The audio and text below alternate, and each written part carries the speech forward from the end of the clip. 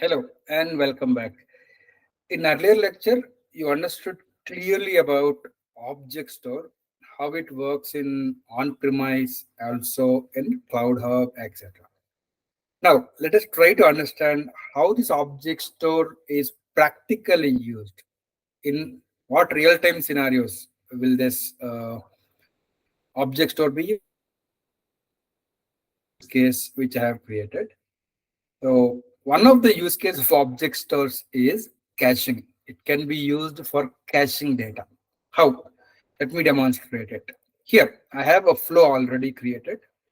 I have a HTTP listener mapped to /products. And here I have a database select, firing a select query on product table based on the product ID. So I'm expecting the value of this PID from a query parameter called as PID. So once it fires a query, we'll get a result.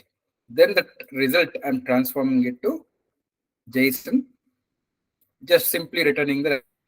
Now, if I just run this, I'll be able to actually get a product by ID by making a call. Let us see. Let this be deployed. I'll give a request to localhost 8081/products, and I'll pass PID is equals to 1. So I should get a product with ID 1. Let us wait until the application starts. Okay. Now let us see. I'll give a request. Yep, getting it. But now the thing is, if the same request comes with same product ID, it'll again hit the database. I don't want to hit the database every time. Only for the first time, I want to hit the database. Once I get the product with this ID, I want to store it in a cache so that next time onwards, I will not hit the database. How to implement caching in Mule? Very simple. You want the response of select component to be cached, right? Right click on that, wrap in. You can see there is something called as cache. If you're wrapping something, then such things are called as scopes. I can say that I have wrapped my select component inside a cache scope. Okay, I wrapped inside cache. But now I have to tell what is the strategy for caching. Now what if the incoming product ID, the query parameter product ID, if it is same, then I want to retrieve the data from the cache. So what I can do is I can tell based on which key to store the return value of this select query parameter PID, right? So I have to configure and I have to tell what is the strategy for caching. So see how I'm going to configure. It is very simple. Here, once I click on cache scope, I can select a reference to a strategy. I have to configure a strategy. Okay. So I can give a name. I'll say product strategy. A strategy for my product table. Now it is asking you, okay, that's fine. We will store the data in cache. But for storing data in cache, you need a key to store. What is the key expression? I want the key expression to be the value from query params. Value of PID, I want to use that as a key for caching. So I just have to specify it. Actually, this caching will internally use object store. Okay, so here it is saying there's a warning. Object store is not available and all. So it is asking, consider adding a module, object store module. Okay, I'll just click OK. Then what I will do is I'll click on add modules, drag object store. Fine.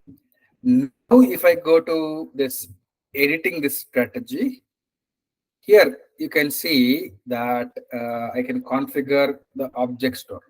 Internally, the value for this key will be stored in object store. Here you can see I can configure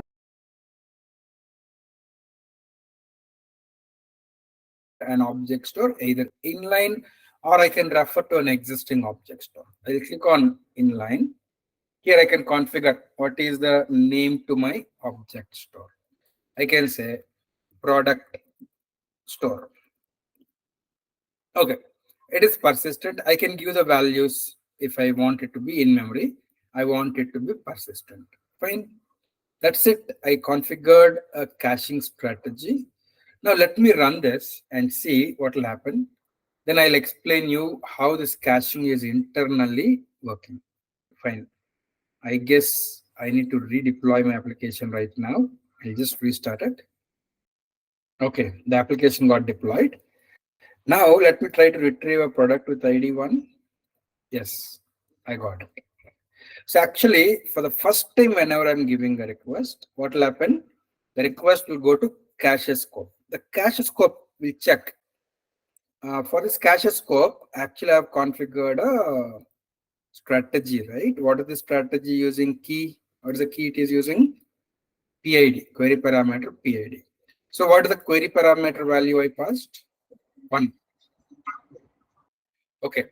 So what this cache scope will do, it will retrieve the value of this query parameter and it check here, right? It check in this object store. Is there any such key? For the first time, there is no key, right? So the control will come inside. Select query is fired. The return value will be stored in the cache with same key. Fine. Now the response is gone.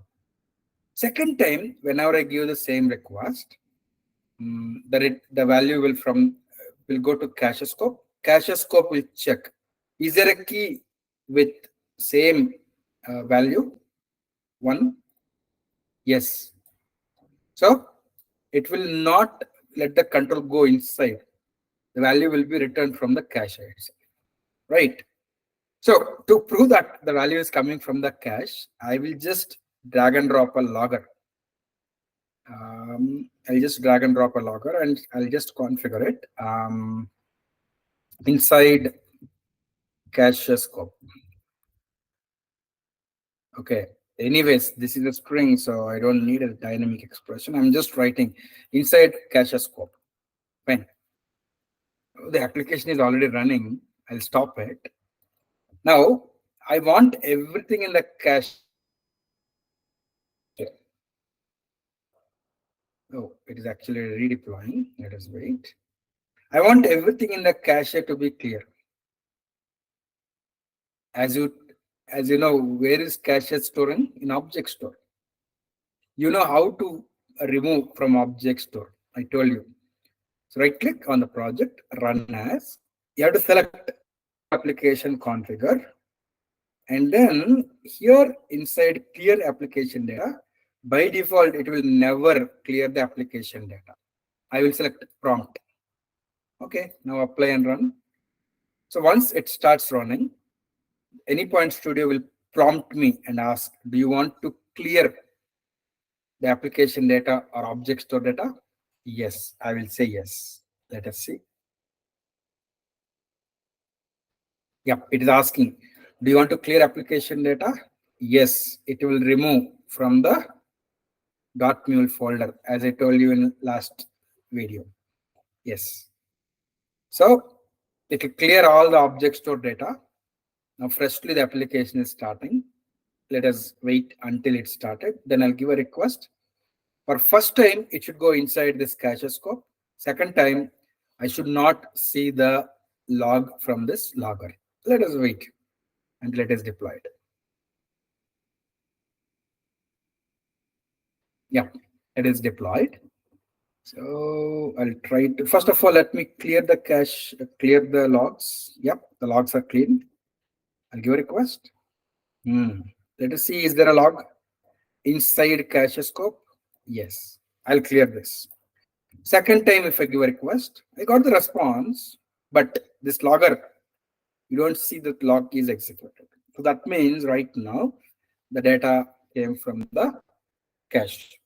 And you understood that cache is internally using object store, right?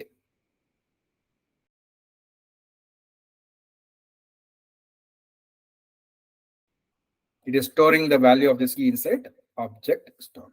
Fine. That's about a practical use case. Another use case I will tell you. In database module, there is a component called as on table row. Let us try to understand how this on table row works and how it is internally using object store for something called as watermarking. Very important in interviews, they will ask about watermarking. I'll explain you what is this watermarking and how watermarking can be achieved using object store. So just see this example. I'll just create a new flow for this, new file for this. I'll write DB polling. Okay, I'll tell you my use case.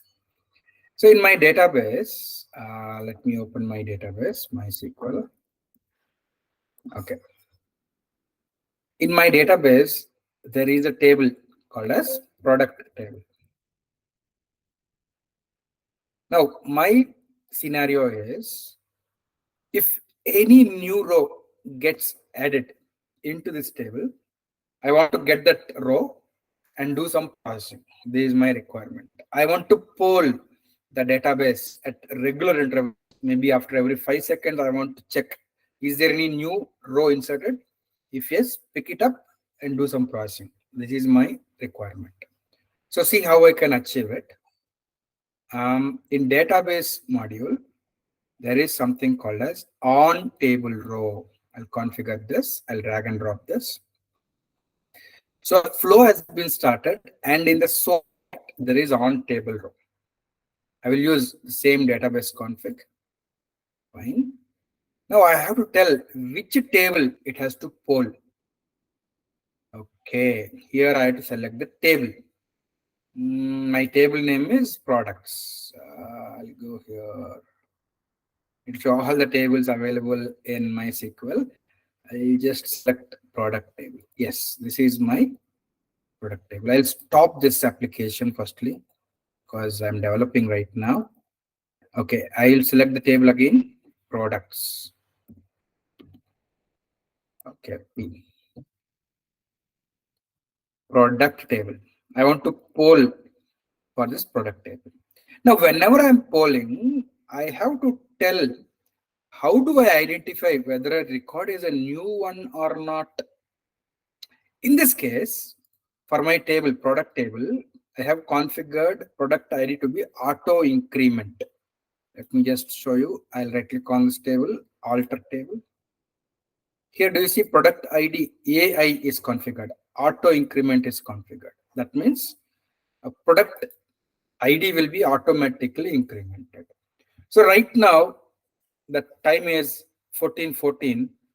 I have maximum value of product ID as 6. When I poll for next time, if the product ID is greater than 6, I want to retrieve all such rows, right? So I need to tell to this on table row component what column should be remembered, what value of a column should be remembered. That is called as a watermark column. Okay. So I want to select product underscore ID as watermark. Okay. So if I specify the product underscore ID as watermark column, what will happen? Let me tell you. Before that, let me tell you one more thing. Here, at what frequency you want to poll the database? I want to poll after every fixed frequency of 5 seconds. So if I just configure the scheduling strategy, here the strategy is fixed frequency. And after every fixed 5 seconds, it will go and check with database. Okay, fine. Assume that for the first time, this on table row is firing a query on database. What it will do is it will actually check the value of product ID. Where it will check? Internally, whenever I say watermark, it will be using object store. Internally, it is using object store. Now, whenever this on table row is going to poll the database, first it will try to retrieve the value of this product ID in object store. If it is not present, it will be initialized with 0, the default value. Okay. So what it will do, it will fire a query, select star from product where product underscore ID greater than 0. So what it will do, it will get 6 records right now, is it? There are 6 records. For initially, when this ontable polls, it will get 6 records, first 6 records. Then what it will do is, for each record, a new Mule event is created and rest of the flow is executed. So I just drag and drop a logger here and simply write payload. Drag and drop a transform message component. First of all, convert that payload to JSON and then log it. Okay, now simply listen again without any confusion. I'm going to tell you. I configured this ontable to poll after every 5 seconds. For the first time, assume that it is polling. What it will do is, it will try to get the value for a key, product ID, in the object store. Assume that you are deployed the application right now, the object store is empty. There is no such key. So what this ontable will do is, it will fire a query to retrieve all the products. So it will get 6. Now what? For each record, it will create a Mule event and then execute the flow. That means if there are 6 records, how many Mule events will be created? 6 Mule events will be created, and for each Mule event, the flow is triggered. Fine. Then the last or the maximum value of product ID will be stored in object store with same key. What is the key I gave? Watermark column. This is the one. So with same key, it will be stored in object store. So that during next poll, what will happen during next poll after next 5 seconds? It will try to retrieve the products whose product ID is greater than the previous maximum value. So if there are no records, the flow will not be triggered. Only if there are records, for every record, a Mule event is created and the flow is triggered. So this ontable will keep on polling the database table at every 5 seconds. And if there are any new rows, for each row, the flow will be triggered. That means after a poll, suppose if there are 10 rows, after polling, assume that there are 10 new rows. Then what this ontable will do? It will create 10 new Mule event objects. 10 times the flow is kicked off. Fine. Now you understood about watermark column. What is this ID column? Okay, let's assume that whenever this ontable polled, it got 5 records. Okay, it needs to identify what records are duplicate. There might be duplicate rows in your table sometimes. Wait. Key. Maybe it's possible that there are some tables without primary keys, right? So it is possible that your table may have duplicates. How do I identify the duplicates? There should be at least one column using which you should be able to identify the duplicate. In this case, I'm configuring same product ID as my ID column because that is my primary key, right? So in this case, watermark column and ID column both are same. Okay, I'll tell you a scenario where watermark column and ID column can be different. Okay. Hey, still this ontable row is showing an error. Let me check here. What is this ontable row? It is DB listener, and what is this saying? Fixed frequency or cron is required. Okay. So actually, this is a very good thing to see. Ontable row, whenever you are configuring, see it, this scheduled frequency, it automatically again change it to cron. You have to select fixed frequency, and I'll give 5 seconds. Earlier, even though I configured, I didn't click on save. It's a bug in Anypoint Studio. Sometimes, even though you configured, that may not reflect in XML. Sometimes. See, right now you can see inside DB listener, scheduled strategy is there, fixed frequency is configured. It is a bug in Anypoint Studio. It is a known issue. Okay, fine. Now, yeah, I configured. Let me test this. I will run this application. I'm selecting clear application data. Yes. For the first time, I'm freshly running it. Let us wait until it is deployed.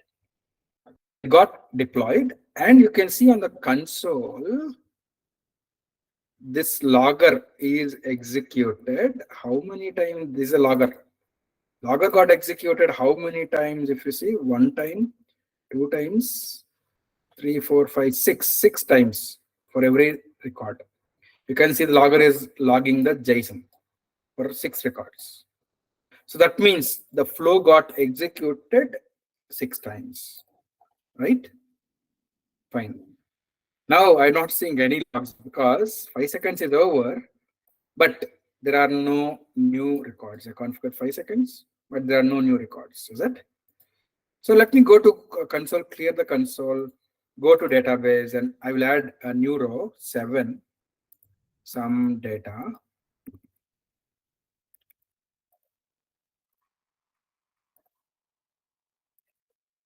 Apply. I didn't configure this offer valid until. That's okay. Now let us go and check in database after 5 seconds. Yep. I saw that there is a new record which is picked up. Right? So right now this Ontablerow is storing the maximum value of this watermark column in the object store. With what key? Key is nothing but the watermark column name. Right? Fine. Now think carefully and answer my question. Check with yourself. If I restart this application, do you think it will again fetch the previous records also? If I restart my application? Okay, the answer is Ontablerow is internally using object store, and by default, the object store is persistent. Okay, and you know where object store data is stored locally, right? If I don't clear the application data, then it will remember in the previous poll what was the maximum value and it will use it. So I'll say no. That means I'm not clearing the application data. I'm not clearing the object store. So it should remember the max value earlier, 7, and it should not reprocess the entire data. Let us wait until it starts. I'll show you that it will not actually reprocess. It will remember. Let us check. Deployed successfully. Now, did I get those logs? No, right? So that means it is polling after every 5 seconds, but there are no new records. So the flow is not triggered. Fine, let me clear.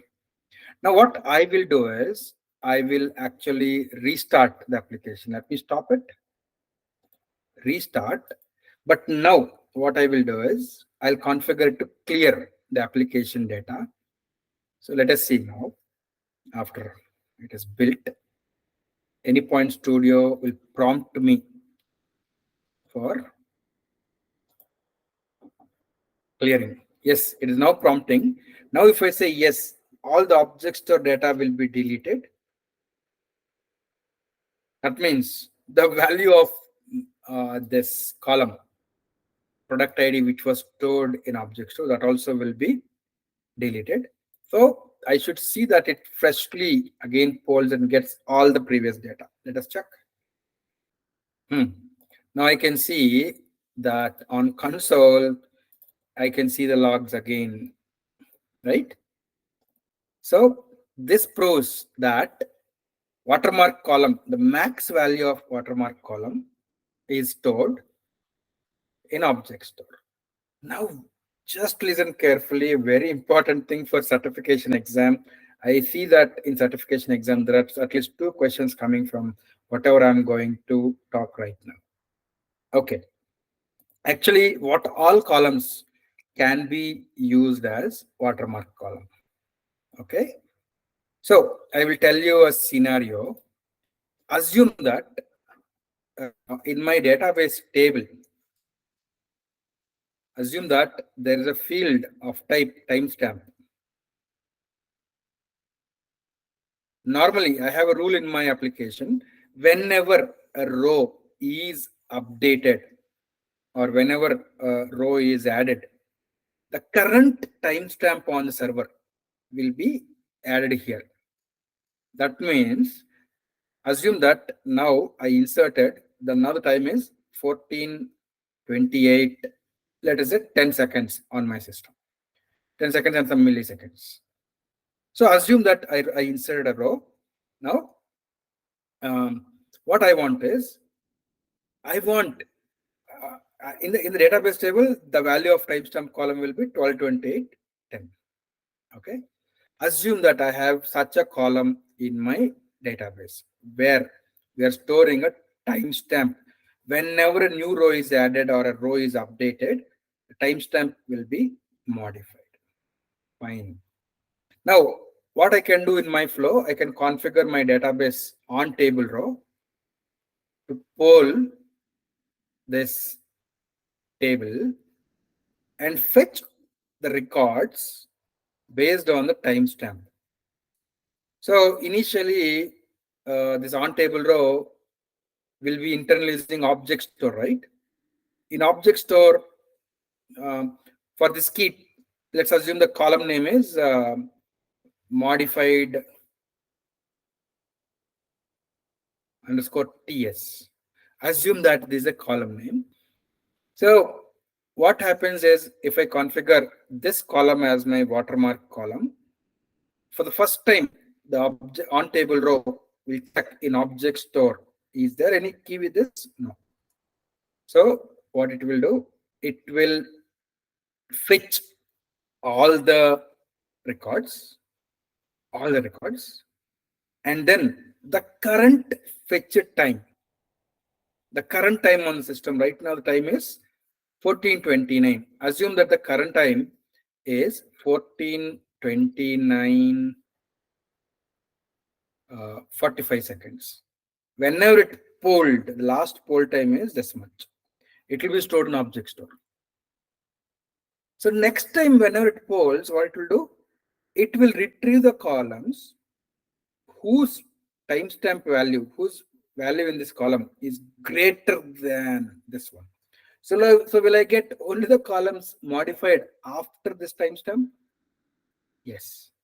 So in your database table, if there is any such column called as a timestamp column, where you will be storing the timestamp on the server whenever a row is added or modified, etc., then that column also can be used as a watermark column, right? Either this or primary key. So these are the concepts. I can see an exam in certification exam. There are questions where I saw they're asking what are the probable columns which can be used as watermark column. So timestamp column like this is also a probable candidate for watermark. Okay.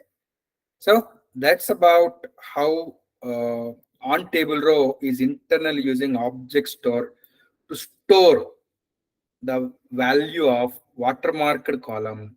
This column which we are actually remembering the value of this column we're storing in object store, right? This column, whatever we are remembering, is called as a watermark column. So Ontablerow is using object store to store the watermarked columns. Fine. Hey, internally internally Ontablerow is using object store. I just wanted to simulate this behavior of Ontablerow. I want to do custom watermarking. Actually, this Ontablerow is internally doing automatic watermarking. I wanted to achieve the same functionality by doing custom watermarking. How? Okay. What I will do is I will actually, I don't want this flow to be started whenever my application starts. I'll select this flow and I'll make it as stopped. So that means this flow will be there, but it will not be started. Okay. Now, what I want to do is I want to poll the database after every 5 seconds. So I can use a component called as scheduler. Okay. Here I can configure the scheduler to actually kick off this flow after every 5 seconds. So I can configure the scheduler, fixed frequency, 5 seconds. So what this scheduler will do simply is it will kick off this flow after every 5 seconds. Okay. Then I want to fire a query on database. No. First of all, what I want to do is I want to actually retrieve. Oh, let me stop this application first. Okay, I want to retrieve from the object store. Okay. What is the key? Key I will give as product underscore ID. I'll try to retrieve the value of this key, product underscore ID. The default value, if there is no such key, I want to give the default value as 0. Okay. Then what I'm going to do is I'm going to fire a query on database using select. Okay. One thing, after retrieving, what this retrieve component will do is it will try to retrieve the value of this key from the object store, and the retrieved value will become the payload. I don't want the retrieved value to become the payload to the next component. I want to store the output of retrieving in a variable. You already know. You can go to advanced. Here I can configure a target variable. I want the output of this component to be stored in a target variable. I can give a name, max PID. This is the value. This is a variable name in which I am storing. So if you configure target variable in advanced, actually what this will do, the output of this component will be stored in a variable. Normally what? The output of this component will become the payload. If you don't want that, if you want to store the output of any component in a variable, in advanced tab, I can create this variable. I'm storing it in a variable. Fine. Now, here in this select query, I will fire select star from product where product underscore ID greater than colon PID. Okay, the value for this PID, I'm going to retrieve it from where's dot max PID. So for the first time, what will happen? For the first time, if there is no such key, the default value will be 0. So that is stored in a variable max PID. Then we'll retrieve all products whose product ID greater than 0. We'll get all the products. Fine. Now I will check using a choice router. I'll check when there is a function called as size of in data view. We'll look more into data view next, but size of is a function in data view which will give size of the array. After firing select query, the payload will be an array. See, let's assume that for this query there are no rows. The array size will be 0, but the payload will be of type array. Right? We are checking size of payload. If it is greater than 0, then it will go here. Else it will go here. Once it goes to default, I want to set the payload as, or actually not set the payload, I just want to write a logger as no new records. So if the size of the payload is not greater than 0, that means there are no new records. I'll just log no. Fine. But if there are records, then the control will go here. What I'm going to do is I'm going to use a transformer to transform the output to JSON.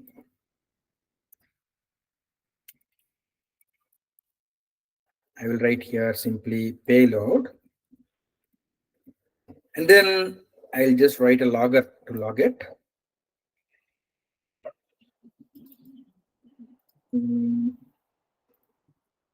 The logger will just log payload. Then I want to store the maximum value of that column in object store. So what I'm going to do is I'm going to use store component, and in the store I have to tell the same key. Key is what? Product underscore ID. Using same key, what should be the value max of this? Max is a function. Max of payload dot product underscore ID. So the maximum value of product ID, I'm storing it in this store. Okay. Hey, don't worry if you actually right now, as we didn't go deeper into data view, you might not be knowing what is this max function doing, but it is common sense. You will be able to understand it easily. When we go to data view, you'll understand, right?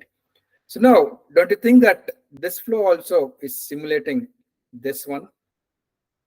Yes. But here, am I not using my custom watermarking? See, in store component, I'm storing the value of key value pair. This is my watermark column, product underscore ID. I'm doing custom watermarking. I'm storing the maximum value of product ID here in my logic. Right, it's my custom logic. So this is how we can do custom watermarking.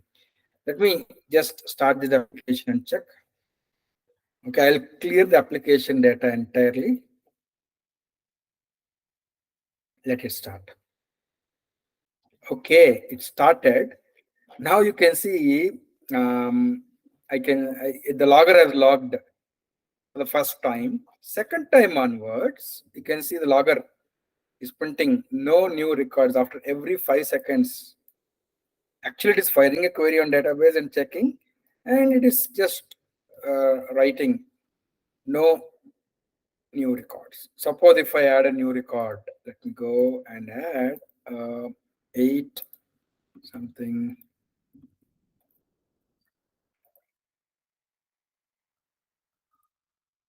I'm inserting a row. Let us check.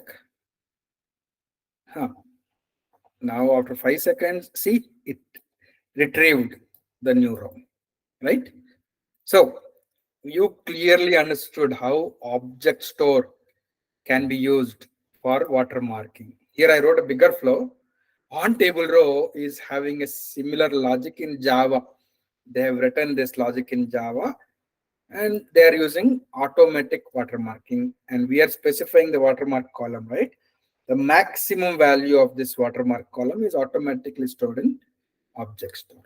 So these are practical use cases of object store. Object store is used for watermarking. So again, the concept of watermarking, I will use it when I'm talking about file module also. There again, we will revisit these concepts. That's all. We are done. There is a lab exercise which you need to do. Go to my GitHub repository. In DAY10 folder, there are some documents. Follow the documents and complete the exercise. Please don't lecture until you do this exercise. See you in next day.